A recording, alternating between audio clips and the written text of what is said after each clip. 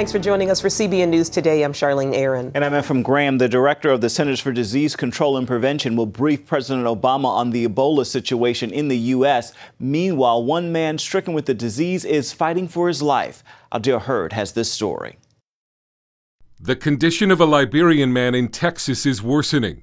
Thomas Eric Duncan, the first person diagnosed with Ebola in the U.S., is in critical condition at a Dallas hospital. His family says he's unconscious on a ventilator and dialysis after kidney failure. Duncan's girlfriend, who is under quarantine, is unhappy with the care he's receiving. I don't think Americans, they are doing enough to take him. Duncan's girlfriend and family are having their temperature taken at least twice a day, while specially trained hazmat crews work to decontaminate Duncan's apartment. Neighbors are worried. Being here actually scares me. I don't want to get out here. The CDC is monitoring 9 high-risk patients who came in direct contact with Duncan, while about 40 other people in Dallas considered low risk are being watched, including a homeless man. Also today, a freelance cameraman for NBC News who was infected with the virus while in Liberia is expected to arrive in Nebraska for treatment. Although experts say Ebola is not airborne and can only spread through contact with bodily fluids, U.S. health officials are leaving nothing to chance. CDC workers have been traveling across the country responding to possible cases of Ebola. Our top priority is the safety of Americans. I remain quite confident we will not have a widespread outbreak. And Operation Blessing is responding to the situation in Africa by sending American aid workers, multiple chlorine generators, and a shipping container full of critically needed hospital supplies to Liberia. Dale Hurd, CBN News. An American doctor who survived Ebola was readmitted to a hospital in Massachusetts this weekend. Dr. Richard Sacra was treated at a hospital in Nebraska last month. On Saturday, he was checked back in after complaining of a cough and low-grade fever.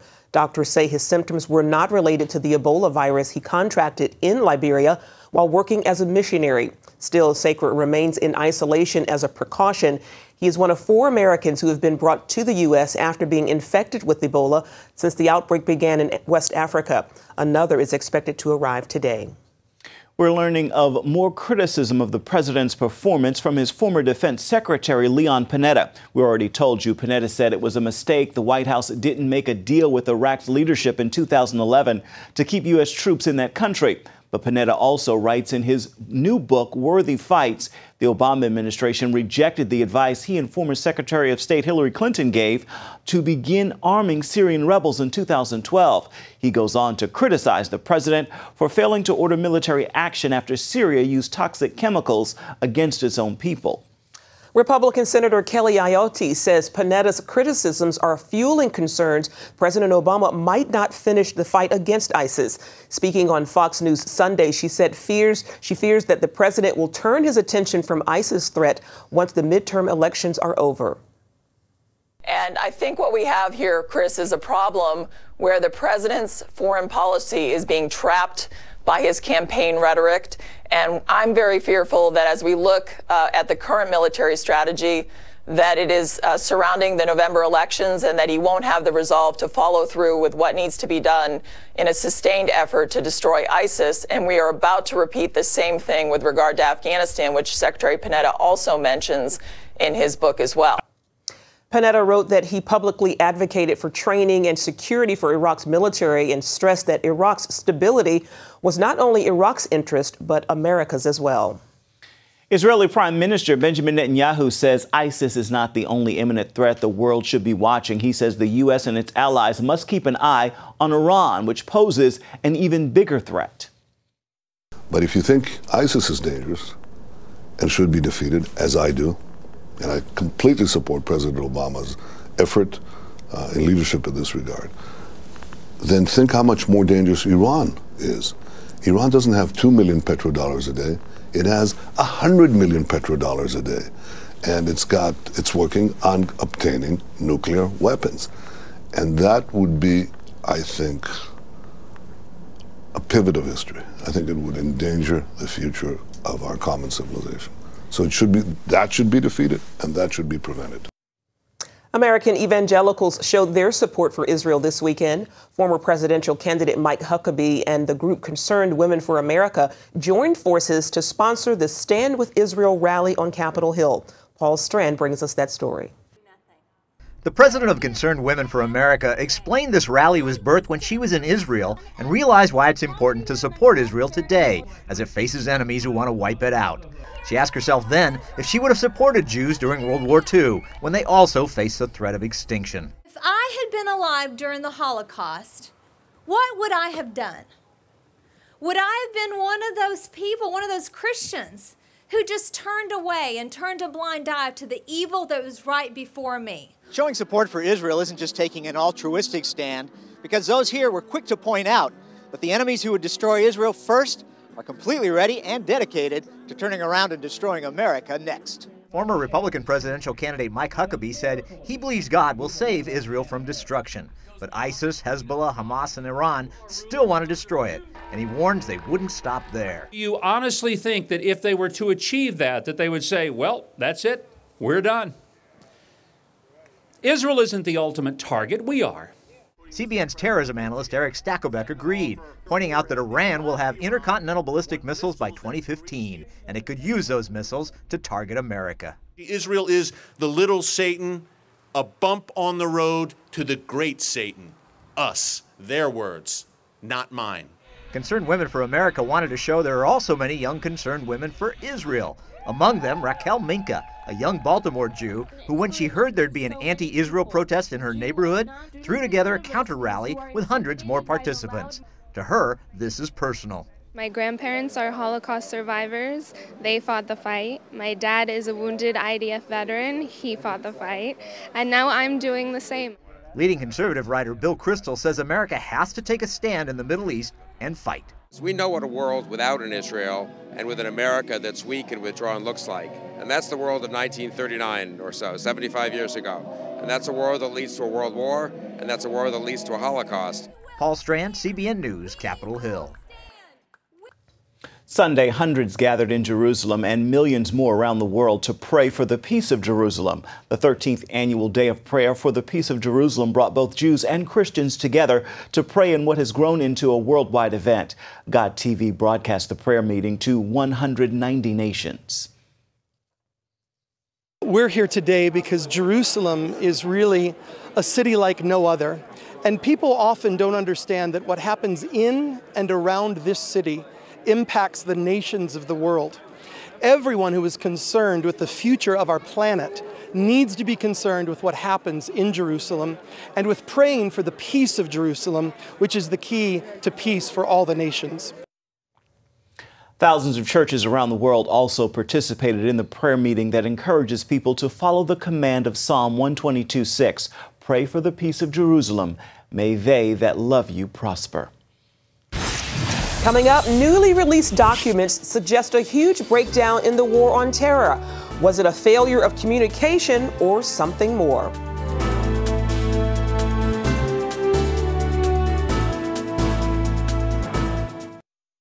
Inside every child is a hero, a leader, a friend to others, someone who helps out, who does the right thing, who dreams of what they can be, but they still need our help. What should I do? What should I say? How should I feel? That's where Superbook comes in. It provides moral and spiritual truths through situations children can relate to, teaching God's Word to the children you love. Join the Superbook DVD Club and receive Superbook's newest episodes as they're available, plus 2 copies to share with others, all for your gift of only $25. Get Superbook today and watch the miracles happen.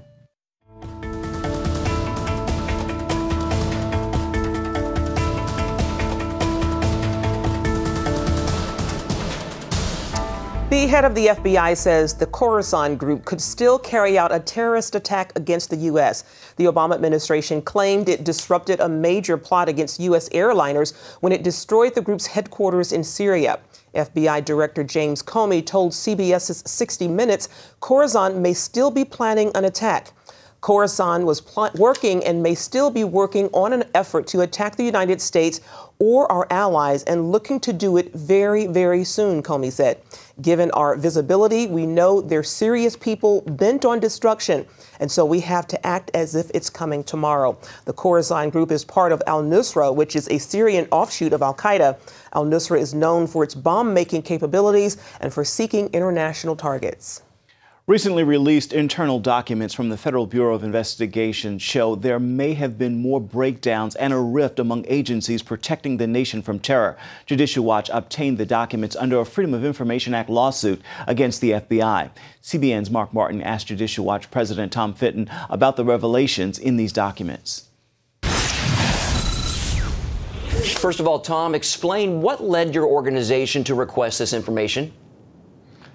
Well, we thought something was up with the FBI in Al-Awlaki, his ties to the 9/11 attack, and after he died, we asked for information about Al-Awlaki, and we also had suspicions based on other reports that he was being used as by the FBI or someone in our federal government as an asset. And the information has been astonishing, and the latest batch of documents that has come to us over a course of several years now shows that the FBI was in email contact with Al-Awlaki, refused to help the 9/11 Commission talk to him, and Al-Awlaki was sending the FBI emails complaining about the press he was getting. Why is this guy talking to the FBI? And your viewers should know earlier documents obtained by Judicial Watch show that the FBI had reason to believe he had bought tickets for the 9/11 hijackers.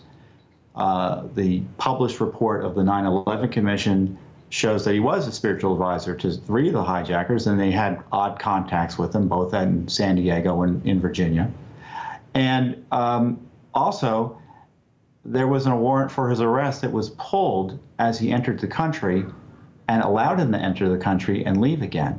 Well, what is your group going to do with all of this information? What do you hope comes from it? Well, I think we need to publicize it, because my concern is the FBI is yet to be held accountable for withholding this information from the American people, answering questions what exactly they were doing with this known terrorist. Did they tell the president about it before the president ordered his assassination? Remember, Al-Awlaki was the first American to be assassinated directly by a drone and targeted directly by a drone strike for an assassination. Very controversial move by President Obama.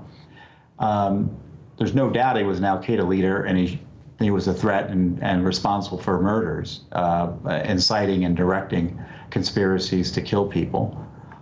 But if he was a government source at one time, was Obama aware of that?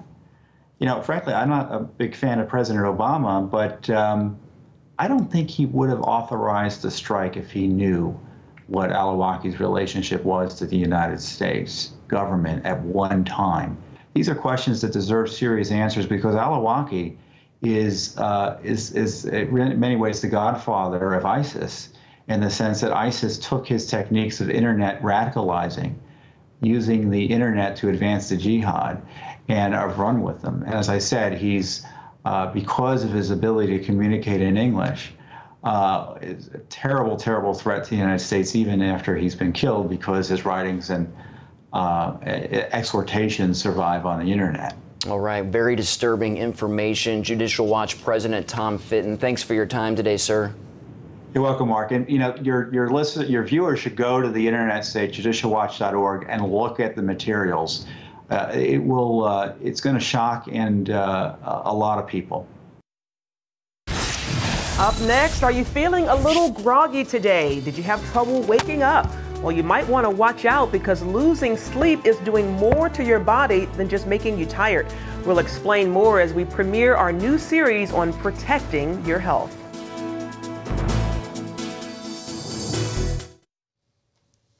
Well, certainly there have been times in your life when you pulled an all-nighter. Maybe you stayed out late with friends, or you were kept awake by some nosy neighbors next door, or a crying baby in the next room. Well, there have been nights when we've sacrificed a few hours of sleep, but when you do that, you're not just setting yourself up to be groggy in the morning, you're also putting your body at risk. Gordon Robertson explains more in the first part of our new series called Protect Your Health.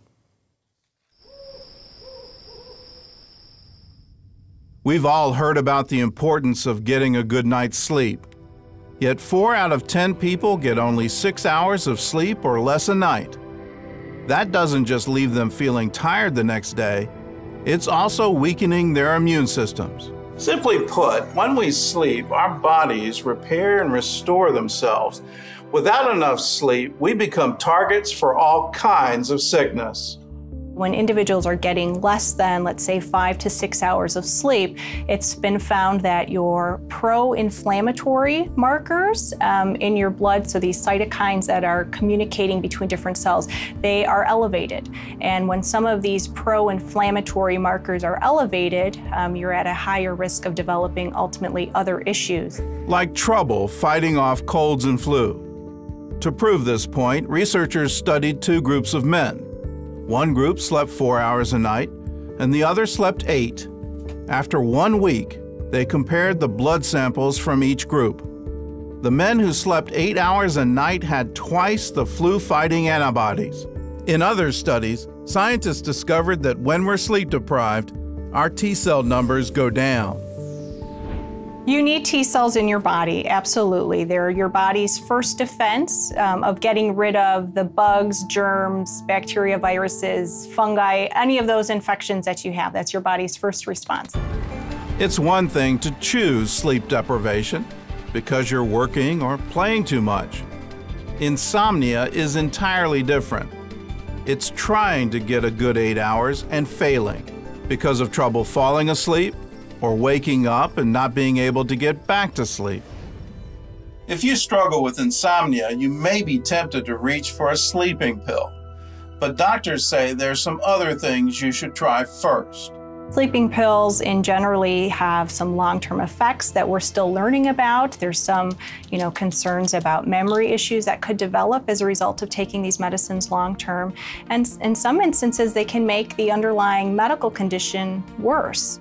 So instead of popping a pill, cut back, or better yet, cut out all caffeine. Caffeine is in all sorts of things, so it doesn't necessarily have to be coffee. It could be tea.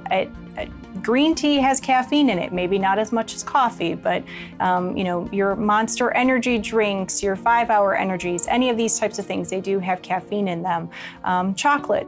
In addition to caffeine, just say no to that nap on the couch.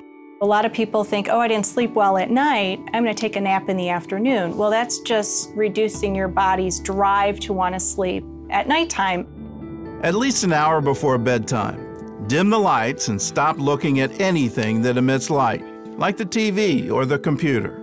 Ultimately, when we get stimulated with light, it reduces our body's melatonin production. And we need melatonin to help us fall asleep at night and to maintain sleep during the majority of the nighttime. Regular exercise will also have you sleeping like a baby. The exercise has a neurochemical impact in improving your sleep. Don't eat within a few hours of bedtime, and don't take a shot of alcohol before bed. It will knock you out all right, but it will also wake you up later. When you get ready for bed, make sure your bedroom is dark and cool. Don't pay bills, worry about tomorrow, or argue with your spouse. All these things cause wakefulness. Instead, read a chapter in the Bible. Meditating on Scripture will calm you down, and it's a great way to end the day. One more thing, try to go to bed and wake up at the same time every day, even on the weekends. Your body needs an established rhythm of sleep. If you've tried everything and you still feel exhausted during the day, you might be one of the millions of Americans who suffer with sleep apnea. It can damage your health, and many people don't even know they have it. Sleep apnea occurs when your airway closes on and off throughout the night, so you never get the deep restorative sleep you need. common symptoms of sleep apnea, number one is snoring, loud disruptive snoring. Certainly if there's somebody that tells you that you're choking and gasping and you're actually stopping breathing while sleeping, that's another one. Another symptom is unrefreshing sleep. When you're waking up, and let's say you've allowed yourself 8 hours of sleep, but you wake up and felt like you're hit by a truck, you barely slept at all. If you think you might have sleep apnea, get tested at a sleep center. Tom Kramer was diagnosed with it 2 years ago. Since then, he's used the CPAP machine every night, and he says he feels like a new man. I think that just now my immune system, it's much better. I don't get colds or, the sinus infections and so forth like I used to. I don't wake up with a sore throat and a dry throat. That's a big thing too. The CPAP machine blows a gentle stream of air to prevent the throat from closing so you don't wake up. I've got more energy. I've lost over 20 pounds just being on the CPAP. By making some common sense changes, you can get the sleep you need and enjoy a much stronger immune system. Thank you.